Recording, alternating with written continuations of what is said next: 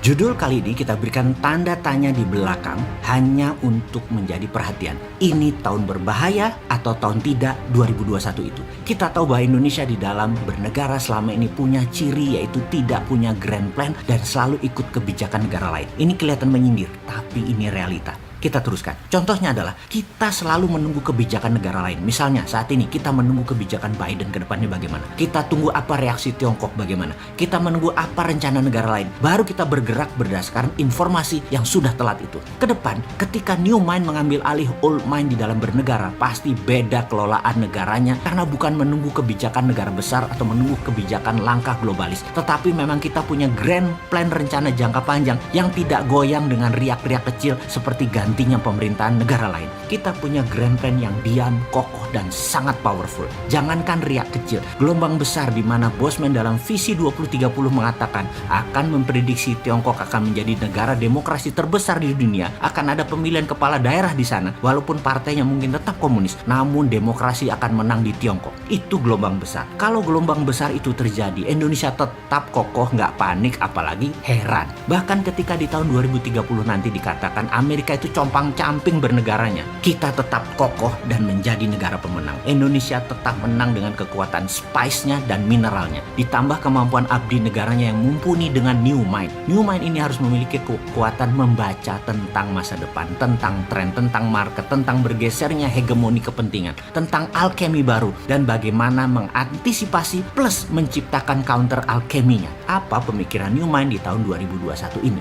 Kita review sebentar apa yang terjadi, melanjutkan peristiwa di tahun 2020 yaitu kondisi ekonomi yang 2 kuartal minus dan masih akan berlanjut minusnya karena imbas COVID. Masalah kesehatan dan politik luar negeri global akan sedang tidak begitu bersahabat. Plus gerakan ketidakstabilan juga ada seperti gerakan Tiongkok versus Partai Amerika pasca Trump di mana zaman Biden merupakan mendung yang terus menggayuti dunia. Efek BUMN-isasi di Indonesia mengubah peta arus uang di masyarakat dan akan mengalami puncak turmoilnya di tahun 2021 ini. Salah satu efeknya adalah pertumbuhan konsumen kelas menengah yang menjadi pilar kekuatan ekonomi domestik menurun. Tetapi kombinasi dengan the bad atau negatif tren tadi, situasi jangka pendek plus dengan the good atau tren globalis, struktural, dan jangka panjang. Globalis itu masih good. Inilah yang akan menghasilkan sebuah dinamika lingkungan bisnis yang menantang. Karena goods-nya milik globalis, bad-nya milik negara tidak berdaulat. Dan bagaimana kita memanfaatkannya dulu di awalnya milik globalis itu adalah seni menarik untuk kita keluar untuk menjadi negara berdaulat. Kita hanya mengingatkan, tahun 2020 kemarin, growth kita negatif dibandingkan tahun-tahun sebelumnya. Mungkin pertumbuhan di tahun 2021 ini paling pol 2%-an. Ya, tapi jujur deh, banyak yang nggak peduli dengan angka-angka tren pertumbuhan nasional. Kenapa? Karena bagi kita, selama di kantong kita ada uang untuk makan, kita aman. Tapi kalau di kantong menipis karena bernegaranya cemen, ya rakyat akan teriak juga. Secara pribadi, mohon izin, saya bertanya, kantong sahabat saat ini, cek kantong sahabat. Jujur ya, menebal atau menipis? Kalau menipis, apa yang harus dilakukan? Kalau menebal, bagaimana menambah tebal lagi? Sebelum mengurai mikro, kita balik melihat dunia sebentar. Pemerintah Amerika di zaman Biden bukan lagi negara bisnis swasta, tetapi negara berbisnis. Model VOC, swastanya di backup militer. Amerika di zaman Demokrat, swastanya agresif keluar negara Amerika dan tentaranya adalah kekuatan negara menekan negara lain. Kalau New Mind tidak akan tinggal diam menunggu mereka bereaksi begitu. Lebih baik agresif melakukan hal yang sama. Swasta nasional di backup oleh negara. Sama seperti Tiongkok lakukan saat ini. Negara penekan, BUMN Tiongkok memanen. Sekali lagi, negara menekan, BUMN Tiongkok memanen. Tiongkok yang masuk duluan negaranya ke pit stop di masa COVID akan menjadi negara terdepan keluar dari pit stop di tahun 2022 dengan engine nyala penuh. Dan apa yang akan Tiongkok lakukan dalam waktu 1-2 tahun ini? Kita lihat sebuah fakta. Tiongkok adalah negara dengan debt hutang terbesar. Ghost town, bangunan di Cina yang kosong banyak. Bangunan raksasa yang masif namun gagal banyak. Utang luar negeri Cina banyak dan besar sekali. Tapi itu semua hanya strategi memutar uang cepat agar ekonomi memutar cepat di mana mereka punya solusinya dan ini patut kita tiru.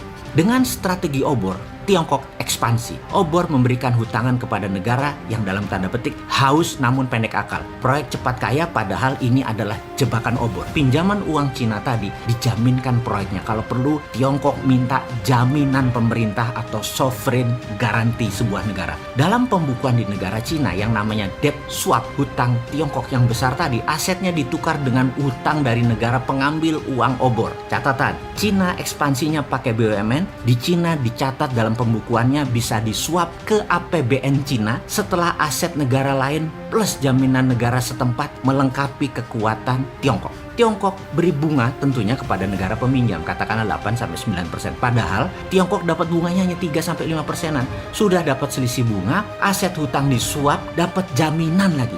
Sempurna sekali cara mereka bernegara. Dan Indonesia terpesona, Bo. Diambil loh bullshit itu sama satu pejabat. Kita kena bunga tinggi, kena trap jebakan aset yang nanggung rakyat semesta hingga anak cucu. Dan pastinya 2022-2033 akan kerasa banget karena cash flow kita menipis. Indonesia di masa ekonomi bust karena kebijakan tidak pro pengusaha sekarang menghadapi risiko besar di tahun 2021 ini. Kebijakan peningkatan pajak dan pemangkasan anggaran belanja Indonesia secara otomatis akan menimbulkan jurang fiskal atau fiscal cliff. Risiko besar dari kebijakan memangkas secara tajam defisit anggaran ini adalah akan terjadi kelangkaan peredaran uang di sepanjang tahun 2021. Apa yang Indonesia harus lakukan saat ini dengan informasi itu semua? Tiru Amerika dan tiru Tiongkok. Dukung swasta ekspansi ke luar negeri, utamakan ekspor produk manufaktur, beri subsidi kepada bahan baku impor sampai 0%, beri bantuan modal dengan tanpa biaya uang atau bunga 0% pinjaman atas produk manufaktur yang hasilnya diekspor. Negara jangan untung dari bunga bank, negara untung dari pajak. Negosiasi menggunakan kekuatan negara dengan swasta negara lain. Kemudian di dalam negeri, kekuatan digital anak bangsa diutamakan dengan no rule dan full proteksi. Di tahun 2021 ini jadi tahun terang kalau dua hal ini dilakukan.